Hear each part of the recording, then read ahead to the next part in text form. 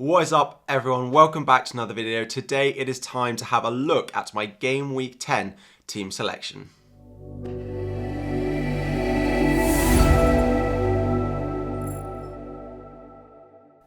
What is up, everyone? Welcome back to another video. FPL Harry here. Game Week 10 is on the horizon. It's about to start tomorrow lunchtime. It's a weird 1:30 deadline, so we're having a look today at my transfer plans, my team selection, how I got on in Game Week 9 as well. Thank you all for joining. Anyone new, potentially someone at work who's just found out about my Twitter and YouTube account, welcome for the first time. Anyone new, please don't forget to subscribe to the channel, like the video before we get started.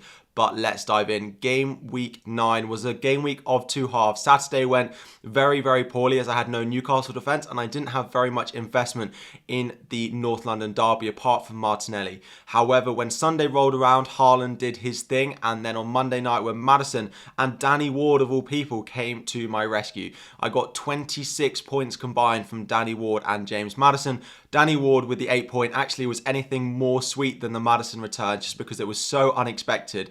Put me on 91 points overall. So happy with it. De Bruyne as well I decided to go for over Salah, and again happy with that decision, especially given the fixtures they do now have over the next couple of weeks. I was expecting Salah to punish me in Game Week 9 and then De Bruyne potentially got me back on the right path in Game Week 10, but given that I'm already in the right place with De Bruyne in my starting 11 is definitely a good thing. So I moved from 33k down to about 150k after the Saturday, and then on Sunday I rebounded up to about 90k, and then that Maddison and Danny Ward hauls on the Monday night means I finished on a green arrow on about 20k. I was facing one of the worst wildcards I've ever played and finishing the game week on a red arrow on wildcard, which is absolutely not what you want to do. However, it did get pulled back and finished inside the top 20,000 people. Again, looking forward to the next couple of weeks, given I finished inside the top 5,000 the past couple of seasons.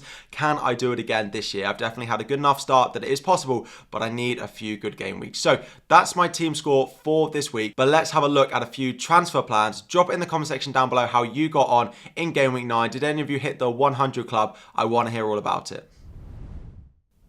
So the first player that we are considering transferring out is Mitrovic. I'm recording before the Fulham press conference and I don't plan on making a transfer until after that, but I don't really think we'll get any conclusive information. Managers these days are so coy about what they say. They'll say, oh, he's touch and go, or maybe he'll be back in a couple of weeks, and then we will have absolutely no idea when those player is going to return. So I do have to have a plan on when I'm likely to sell Mitrovic. The upcoming fixtures for Mitrovic are really nice. He did fall in price last night, which is a bit annoying, but I'm still happy to hold him if he is going to play soon. West Ham away this week is probably the most difficult fixture of the upcoming run before Bournemouth, Aston Villa, Leeds and Everton in that run. I definitely want him for this, especially sort of game week 11 and 12, the 12 game week blank where he has Aston Villa at home. He could be a really nice differential captain if we're not sure that we want to be going on Mo Salah in particular as well. Next week when it is Liverpool against Manchester City, there is a home fixture against Bournemouth for Mitrovic. Are any of you brave enough to captain Mitrovic instead of going Haaland when he does play against Liverpool? In terms of his replacements, they haven't really changed. Ivan Toney, I don't quite have the money in the bank to go up, so it would have to be part of a -4 or waiting till next week to do it. Again, I do have a 12-man starting squad, so I'm quite happy to bench Mitrovic for 1 week and then sell him next week if it does mean I don't have to take a -4. Toney's fixtures are mixed. He's so hit and miss in terms of returns. If you do buy Toney, you basically have to hold him for 4 or 5 weeks because over that period you know you're going to get some returns, but it's really difficult to predict when he's going to get them. He scores hat-tricks and then blanks against really easy teams. So if you're going to buy Toney or you've got Toney already, make sure you hold him for a prolonged period of time and those points will come in. Next up, as I said, because I have 12 starting players, I could just downgrade Mitrovic to a 4.3 forward and then just play the other 11 starters that I'm quite happy with every single week. The only issue with this is game week 12. Because I've got Cancelo, because I've got De Bruyne, Martinelli and Haaland, I'm already looking at playing with 10 men unless I sell one of them. And then if I bring in a 4.3 forward, it basically means I'm down to 9 players that week. I do not want to put myself in that situation. So although this actually makes sense if Mitrovic is out to go and get a 4.3 and invest that money elsewhere, it doesn't help help me with game week 12 at all, so I think this is probably unlikely. And then the most likely scenario is I downgrade Mitrovic a little bit more and I go to Patson Daka, who looks really good for Leicester. His underlying numbers are really impressive. He scored again off the bench in game week 9. If you haven't seen my preview video from earlier in the week, including my top 6 transfer targets, I speak in depth about why I do like Patson Daka. The return of Jamie Vardy to the Leicester squad is a bit of a concern though.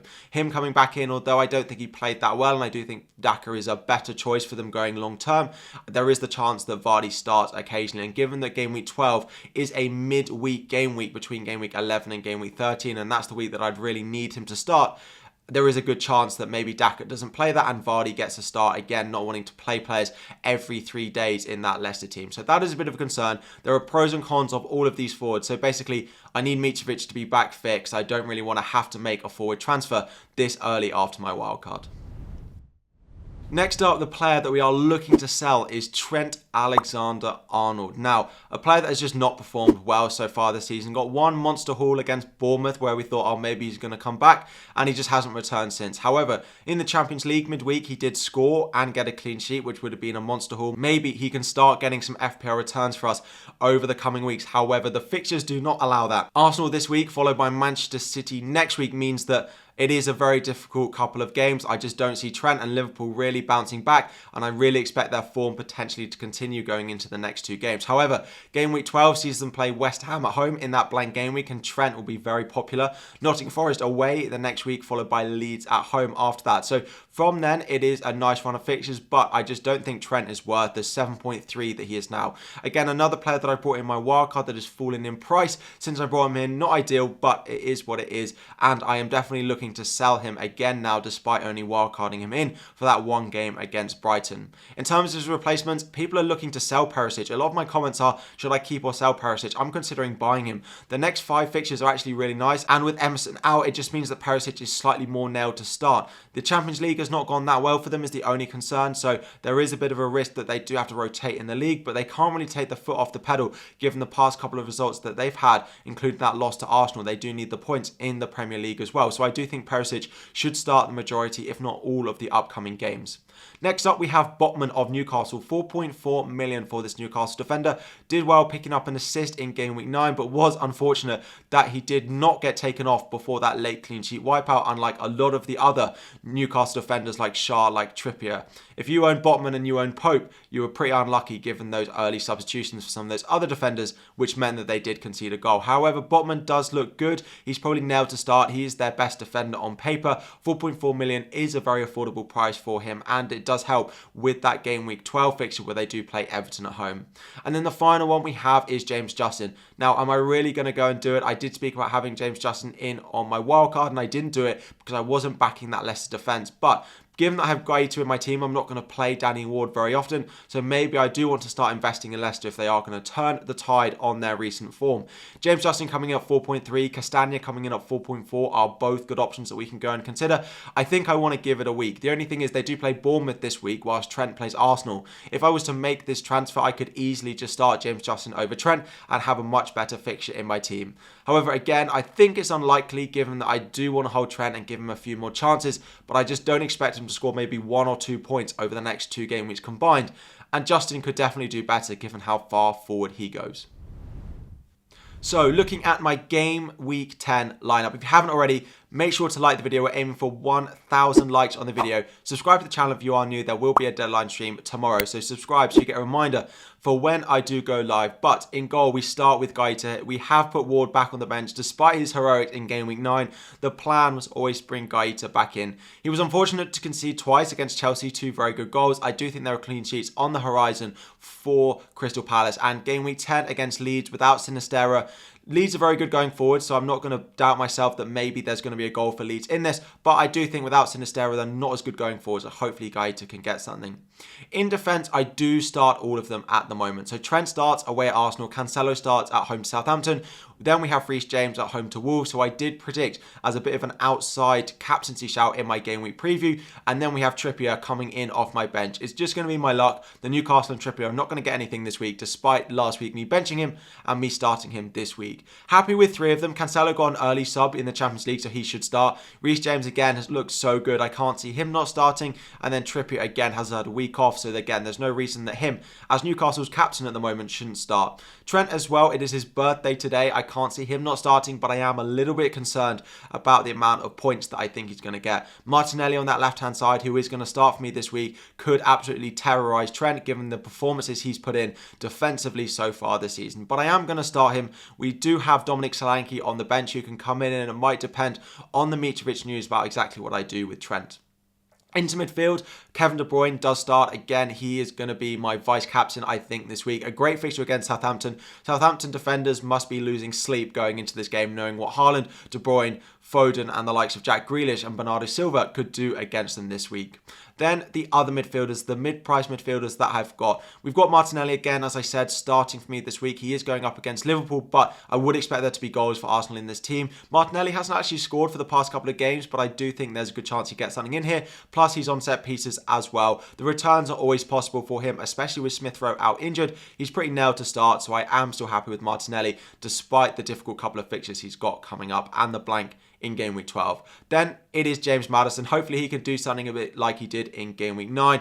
Bournemouth away is definitely another fixture that he could do it in, although Bournemouth have actually been a lot better than people thought they would so far this season. But hopefully Leicester can continue on their run. I know a lot of you have bought in Maddison so far this game week. If you've already bought him in, again, drop it in the comment section down below if you've confirmed your transfers. He, I think, is the most transferred in player going into game week 10. A lot of us hoping he can replicate that game week 9 form. And then a player that I think has the ability to do really well this week is Wilfried Zaha. At home to Leeds, he hasn't done so well in the past couple of weeks. They haven't played that many matches, Crystal Palace, due to postponement, but Leeds are a team that we know do concede goals. Zaha is their talisman. He's on penalties as well. Really hoping that he can get something for me. I didn't expect anything for game week 9 when he did play against Chelsea. I did start him in the off chance that Crystal Palace scored and he was involved. Unfortunately, he wasn't. Well, fortunately as a Chelsea fan, but unfortunately for my FPL team. But I do think Leeds at home is a fixture he can get something in.